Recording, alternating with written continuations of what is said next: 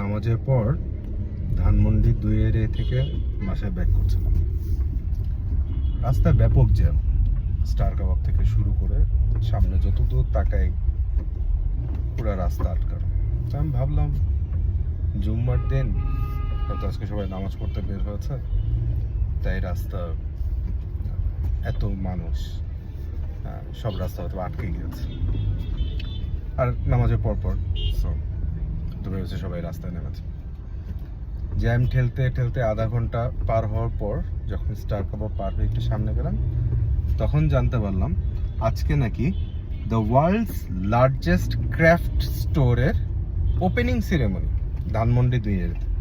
এই জন্য মানুষ রাস্তায় বসে আছে, নারী পুরুষ ছেলে মেয়ে সব বয়সের মানুষজন লাইন দিয়ে রাস্তায় বসে আছে, কারণ ওয়ার্ল্ডস লার্জেস্ট ক্রাফট স্টোরের ওপেনিং হবে আজকে ধানমন্ডি 2 এরিয়াতে।